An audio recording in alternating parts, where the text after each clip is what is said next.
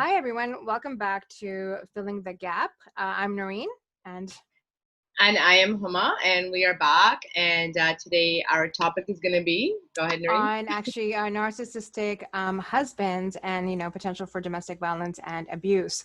Just wanted to also state this is not just one gendered. We will be doing an Yeah. upload on female narcissists and domestic violence and abuse. Want to clear Yeah. that. Okay, let's jump into narcissistic husbands and our cultural aspects to this. What are your Yeah. thoughts, Huma? Well, we wanted to start off with the male just because of the ratio of male to female. There definitely are female narcissists out Mm-hmm. there. But just as far as our culture is concerned, it predominantly being a patriarchal culture, it's just a lot of South Asian men are just for some reason, there's a lot of male narcissists. And I think a lot of it is the cultural grooming that they grow up with, where they're not, not ever told they're wrong, or they're very coddled, or they're very like protected that way. So yeah, we have that kind of an issue where there's not that equality between the male female, and a lot of women are stuck in these toxic relationships. For sure. And I think too, like, with the patriarchy, everyone's supporting it, the females, Mhm. Yeah. your own parents, your mother, your sisters, whatever, right? And it goes on and on. Right. So narcissist behavior, how can we like explain it to people so who are in it and who may be being courted by one? Yes. And that is a big one. If you're able to like catch it at that time, Yeah. yay, like save yourself. Yeah. But how, like, what are your thoughts on the red flags, let's say? So being a part of all these groups and whatnot, there is a lot of widespread information out there, and there is a courtship that happens. And you know how they say that old saying, if it's too good to be true, it Mm-hmm. probably is.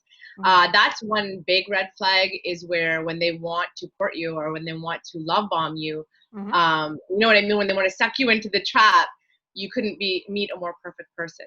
Yes. The personality is perfect. They're romantic. They're charming. They're very charming. Charming is a trait of narcs that is very, very predominant. Like pretty much, they're very good actors, Mm-hmm. and they're very used to. They're so good at faking it because their whole existence is fake, pretty much. Because Mm-hmm. whatever's happening on the inside is not reflective of who they want to be on the outside. So yeah, so you have to be very, very careful. But yeah, again, I've said this before and I always do. Your gut will always give you indications. But when you're a woman who's, especially in our culture, we're so pressured to get married. Yeah. I know you felt it. I felt it. Mm-hmm. A lot of girls feel it. It's like, just getting that ring on your finger and getting married is more important than any feelings, gut feelings, or anything that you may have. What are your thoughts? Absolutely. One of the things about this is okay, so it's so because we're so status, like we spoke about this before, status driven and so forth. Yeah. Narc's charm is being able to kind of like also become, I don't know, charming is the only word I can come up with right now. Within families, they know what to say. Yeah. How to present Your themselves. entire family. They court Yes, your entire they're going to family. have good reputations even. Yeah. Yeah. So they have this like facade that they have created. The Yeah. problem is there are indications in the relationship. Yeah. So disrespect will start small, then they'll apologize because they want to, Yeah. continue the relationship to Yeah. marriage. Yeah. Unless you're in a long-term kind of engagement, you will start seeing the patterns. But everything is very much centered on their image control and their control of you. Mm-hmm. Who your friends are, like who you're talking to. It starts in those, kind of phases. That happens later. That control they start to exert later on. It's because when they want to get you, they can't really tell you who to talk to or who not to talk to. They don't do that in the beginning because they need to kind of get their claws into you. And the sad thing, like I said, there's even with there's a series on Netflix that I really related to, which is called Dirty John. I don't know if you've seen that one. I did. But so that goes through a lot of the steps of the male narcissist and like the sociopathic thinking, the way that they are. Yes. But yeah, within our culture, the one different thing that I've noticed is that you can have this malignant, toxic male narcissist, and the entire family knows that this person is this way. Yes. And they don't disclose it. Like they will continue to get this person married on. They will continue to find proposals for them. Meanwhile, they may have like 3 ex-wives or abandoned children in their past. Yet the family, the mother, the father, the siblings, it's a strange unit of, that this person is toxic. He's going around ruining lives or isn't a good person, Yes. yet they keep on trying to get him married or trying to somehow marry out the crazy. Like, I don't know why we think that's something that we can end up doing. But Yes. what are your thoughts on that? Complete agreement on on all of that when it comes to I've seen this too many times where larka harabe Yeah. fix it by Yeah. marriage, Yeah. not go to therapy, not work on the guy. It's bizarre. And then also with narcs, it's different. It's like, yeah, you're right. I find people can be scared of them too, and they find that this problem be somebody else's problem. Yes. And that's the thing, right? And this is, again, everyone is responsible when you can save someone from forming a union. This is all of us. I know we're kind of like quiet about it. If someone comes to you, or if you notice the person is, whether to take it or not, this is my take on it now as of today, is if someone is like, I don't know if I've ever done this like a few years back, but if I know somebody and I'm familiar with them, I would do a warning. Whether the person is ready to hear it or not.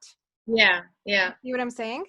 Because Yeah. we tend, it looks all shiny and nice and amazing. The family's amazing. But once you get inside of those situations, like, just hearing stories, it's horrendous. Yeah.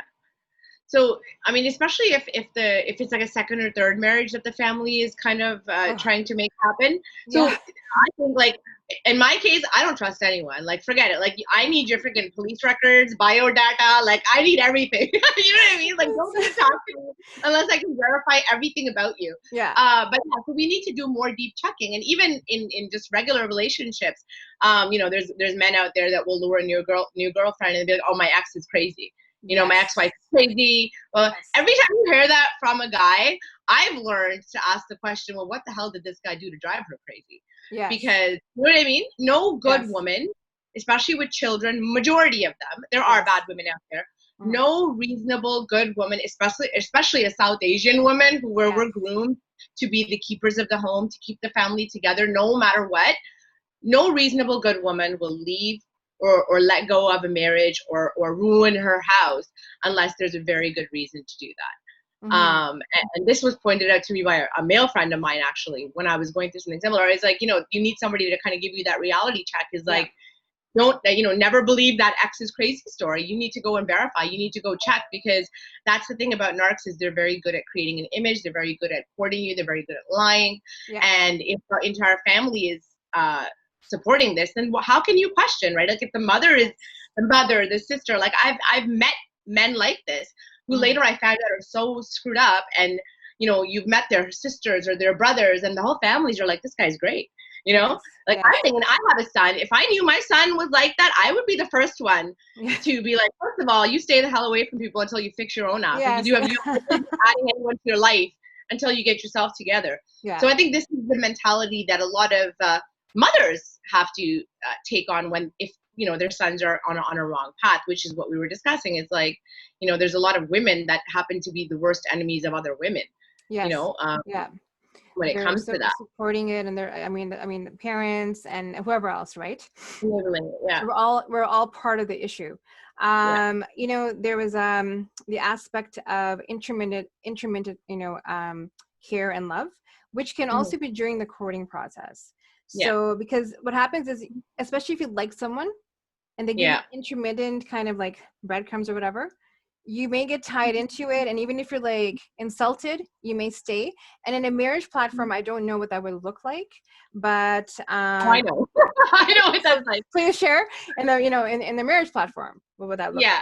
Well, it's just in any male-female relationship, even if it's dating or whatever. I've talked to tons of women or read articles and whatnot. It's the same pattern, right? So once they get you either married, either get that ring on your finger, or just hook you into the relationship, it could be 3 months, 4 months down. Then what happens is they start to kind of step back. And they do that little bit of discard, kind of to keep you tied in. And you're losing your mind. Well, what happened? What did I do wrong that I'm not getting that love bombing, that affection that I had before? And then slowly comes the abuse of derogatory comments or putting you down. And in the South Asian system case, a lot of times it's the whole in-laws. A lot of in-laws get in on it. And the daughter-in-law is the one that's constantly being, demonized or put down, or her self-esteem is being completely sucked out of her. And, you're drained to a point of you're so helpless. And a lot of women are financially, which is a big thing that I advocate, is like, my God, do not get married unless you are financially independent as a female. That keeps any guy in check. If a man knows that you depend on him financially, even the best guys get a little bit of a, I take care of you, or I pay for this house, or you wouldn't be, you know what I mean? Like the power, there's a power dynamic. Yeah. So, and I wasn't raised by a man like that. Like, thank God. I don't know. My dad was very unique. So he was just a different person. But like majority of people in our culture are like that, where it's like, women are kept under control at some point. But yeah, go on with the, sorry, I'm rambling now. But when you start to withhold the love or give little bits of it, the female becomes deprived.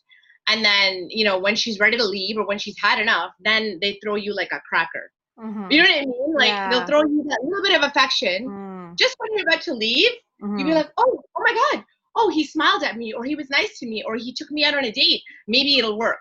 So it's that hoovering. It's that cycle of just keeping you right where they want you. Yeah. What's your experience with that?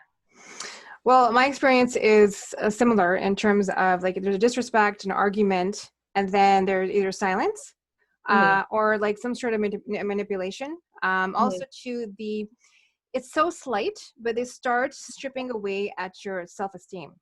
It's very slight.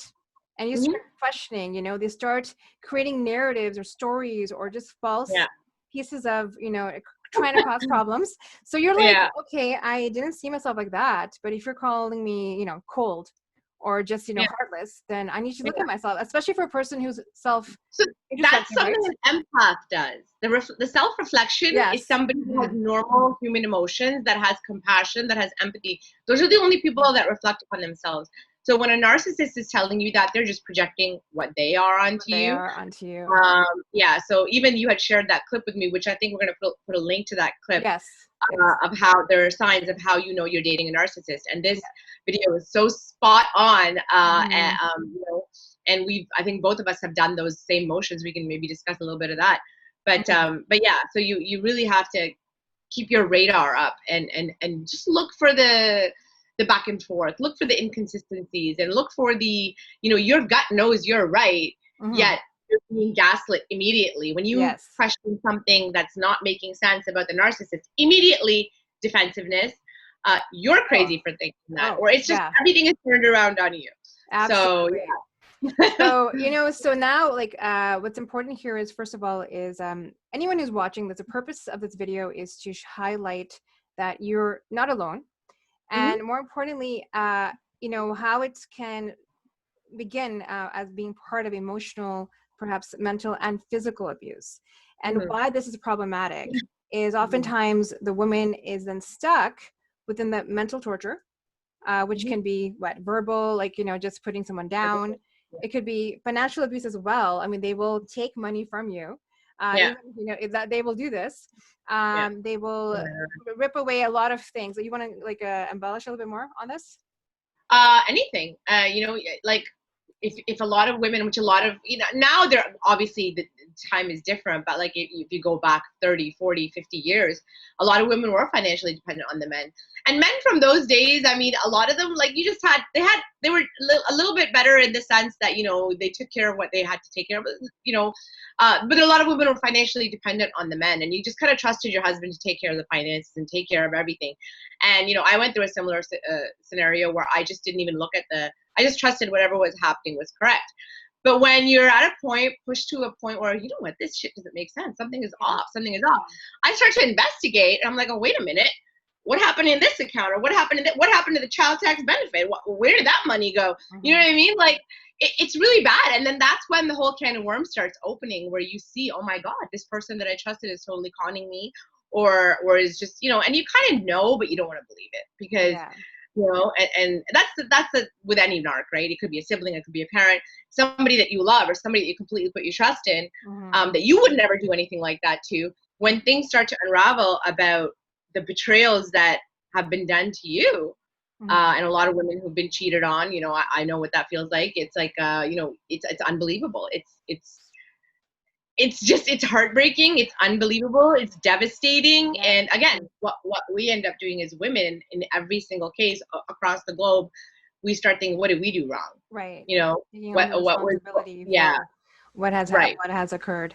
And that's what the will do too. Like they'll turn around and like, you're not good enough, that's why I had to do this. You know, Yes.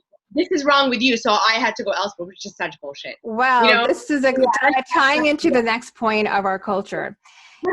Pieces in our culture. So whether it's physical abuse, mental, emotional, all those pieces, they're all valid. They're all Mhm. real. Yeah.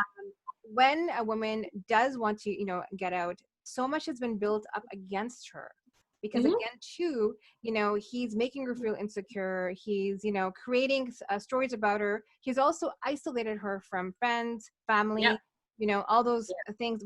Those are the support. So when you start feeling that suddenly I can't go for my coffee or whatever situation, and you feel like you're walking on eggshells, asking for things, asking for opportunity, for freedom of just going to the store.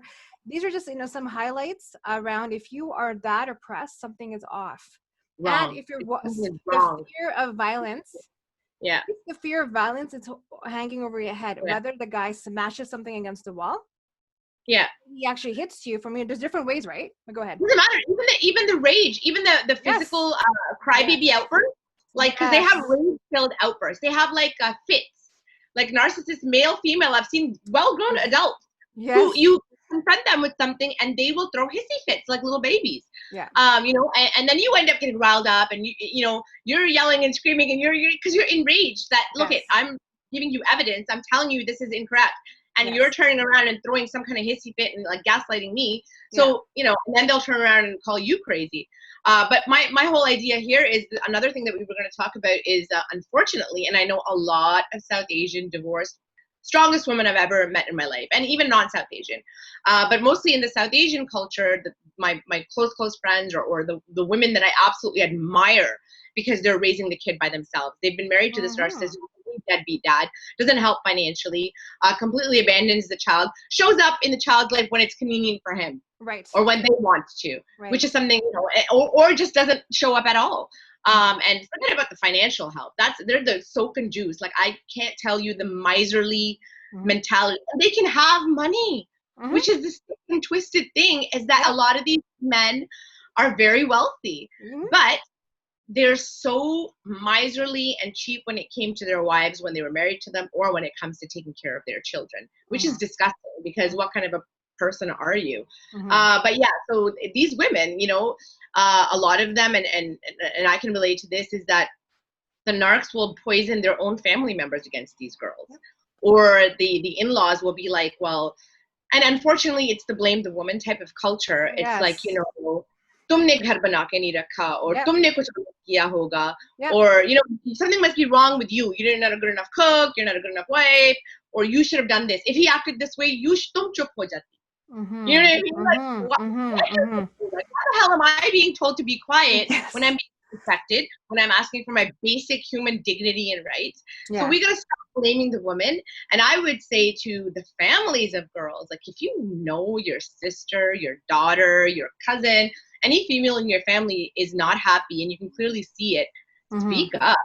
Hear her out, believe her, because that's the thing that lacks, is where, never mind the guy's family oppressing the girl, it's the girl's own family members that don't believe her. Yes. And that is the most isolating and lonely thing a person can go through, because you're thinking, look, I got nobody.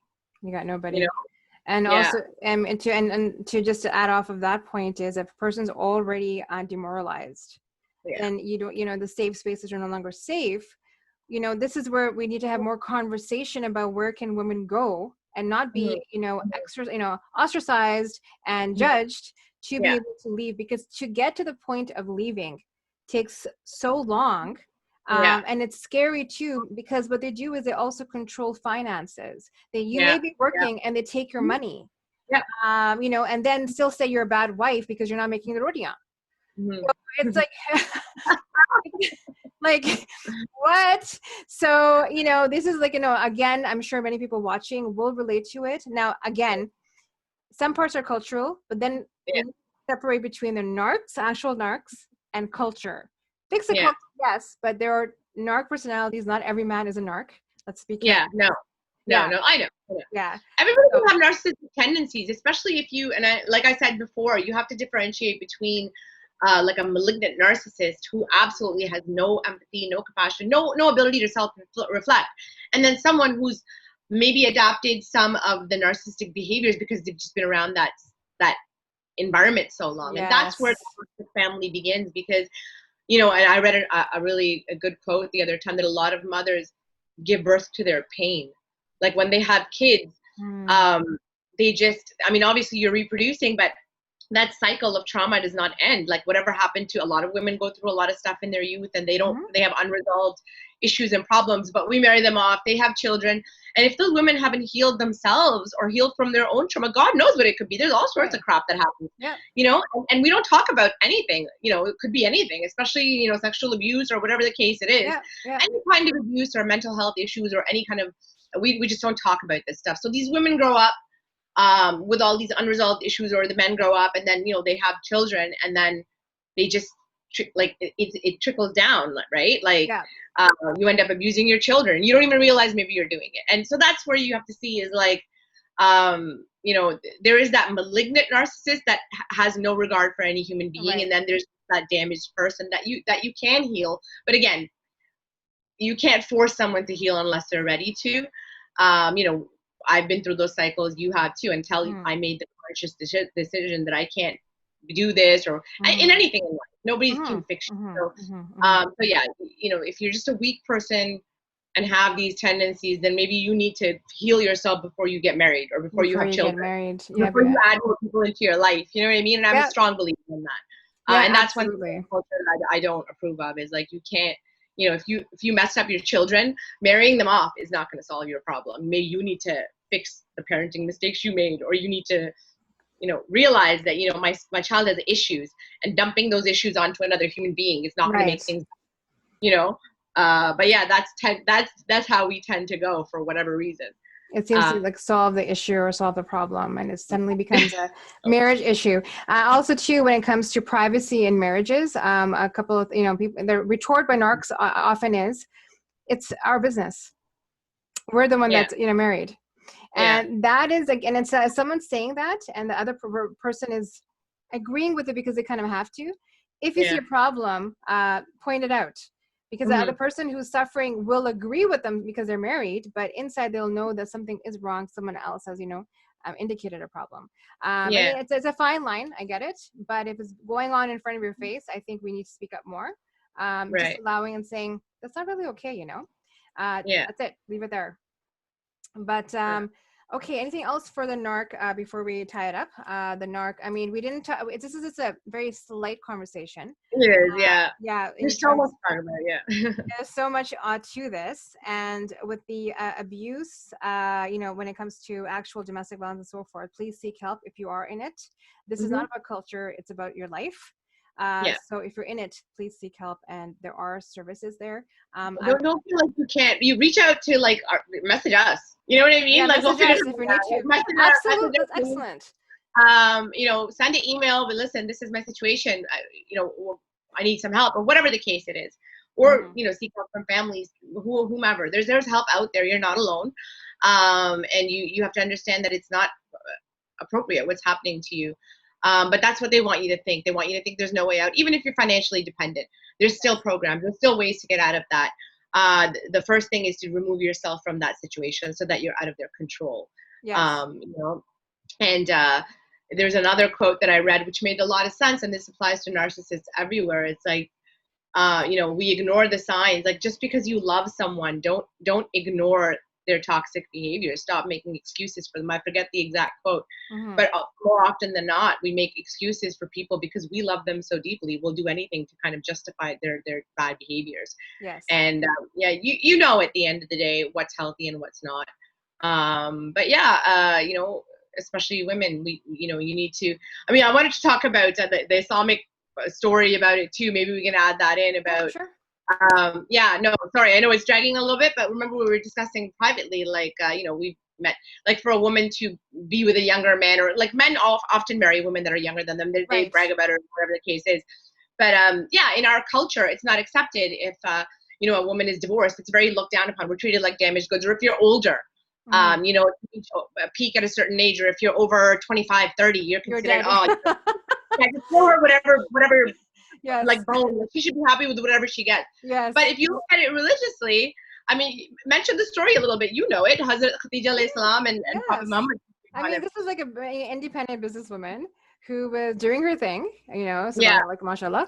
And here she is, you know, doing her thing, and she's the one that sent the proposal to our prophet. And the fact that he was, what, I mean, the age difference, I'm unclear. I know she was in her 40s and he was like 25. So, like, we're not religious experts, but I just do read these stories, and I find it, and this is a well documented Islamic story, is that she was about 40 and he was 25. She was twice widowed, I believe. She was a business owner. So this is one independent woman back in those days, right? You're telling me a woman like this can exist back then, who can be independent financially, a decision maker, a businesswoman who hires men to work for her, who the Prophet, peace be upon him, worked for her. And she liked his noble qualities. She said, this guy is a good guy. I like his character. So she proposed to him. So try telling that to a Pakistani auntie, or try telling that to like a, you know, Indian Muslim auntie or something. Be like, well, this is our Islamic culture. Oh, you know, they don't want to hear it, right? Like, they'll never want to marry their single sons off to women who are married with children. Or we have to stop this, because if you look at it, if you want to call yourself religious, or if you want to be a proper follower of what the stories of our prophets were and how they lived their lives, this is a significant one. Don't talk bad about women who may marry a younger guy, or don't try to, you know, you can read, you know, you're being religious on the outside, but then when it comes to your own children or your own son, oh no, you know, how can that's not appropriate. Yeah, it totally is appropriate. It's sunnah. So, you know, so this is another thing. We have to stop this this hypocrisy and all of this nonsense. But it's interesting, and just 2 points from that is, first is that, you know, the message in that is like, you know, besides a woman's status of being a widow and older and so forth, what was the key element? Nobility. And you know, what are we looking for? We're not looking for the car, we're looking for the nobility. That's a big one. We for, you know, and everyone should be. And the other part to, you know, that storyline, I actually slipped my mind, but if it comes back, I'll say it. That was, you know, the key element that came in my mind immediately. But so you just have to read. I mean, if you read about how our prophet that we claim to believe in and are supposed to emulate, how he treated his wives, I mean, he would help them in the kitchen, he would help them in their work. He was not, you know what I mean? So this whole cultural nonsense that we have, he was very fair to them. He respected, you know, his wife. His wife was his first biggest supporter when the revelation of Islam came to him. So, I mean, if a man that you claim to follow respected women and gave them this position, and if you look through Islam and the rights of women, and you know, I'm not talking about the male interpretations or the corrupt, just read it and use your own common sense. But legal rights of women are ridiculous. I've not seen them in any other religion. This is why I am a Muslim, and I'm a very proud one, because I'm not going to allow a man to take away my God-given rights. I know my rights. I didn't always know them. You know what I mean? But that's the thing. As a woman, especially if you happen to be a Muslim woman, you should know that, you know, you have rights in a marriage. You have rights just as a human being. That's just overall anywhere. You just basic human rights. Basic human rights. Anyone is taking them away from you, it's just not a good situation.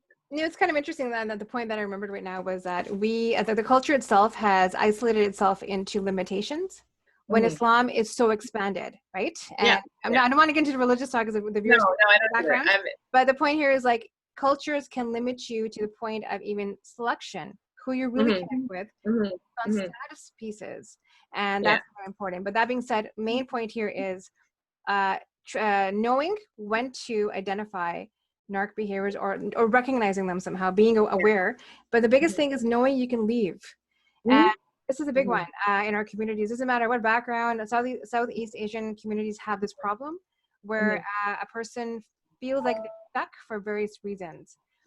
Able to save yourself, do so. I'm talking to the family members. Stop making that woman feel like she should stay. You know what I mean?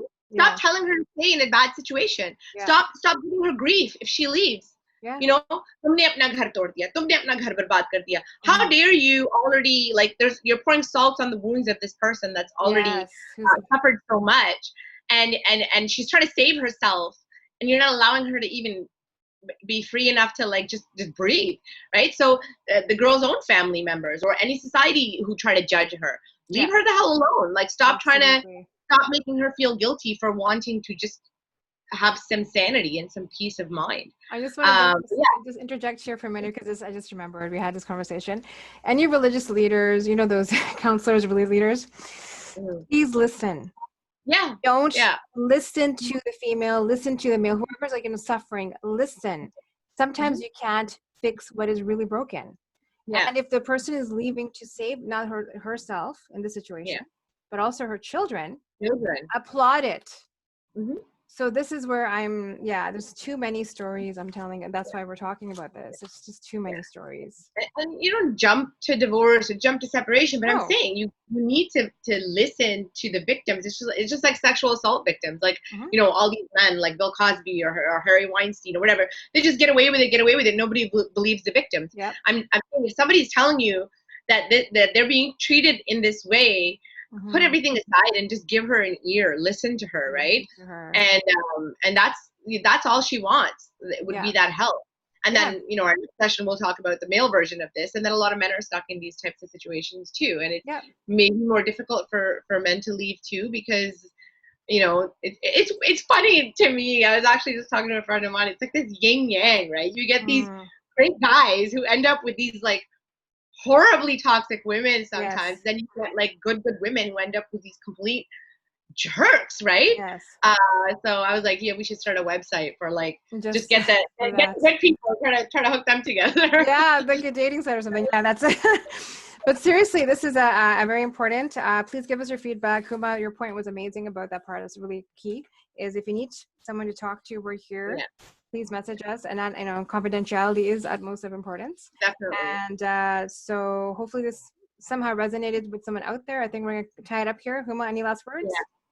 No, that's it. I think we hit on some good points. We're trying to keep it shorter. I hope we did this time. You know, when we get talking, it's kind of hard to stop. But there's lots of topics. You know, future things we're going to talk about. We're going to talk about just anxiety, panic, PTSD, just things that maybe you know victims are feeling and how to get through them and how to learn to cope with them. And then tons and tons of other stuff. But if you have any ideas of what you want to talk about, please let us know. Or we're going to just keep coming back and discussing this, because I think it's therapy for both of us too. Yes, for sure. I mean, hopefully for others out there. Others out there too. All right. Okay, bye. See you guys soon.